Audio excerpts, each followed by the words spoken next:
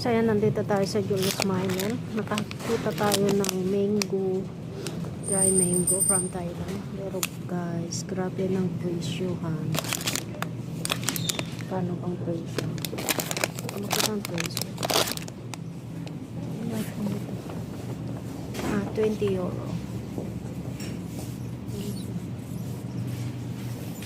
Ito sila. Dami. Tapos may jackfruit.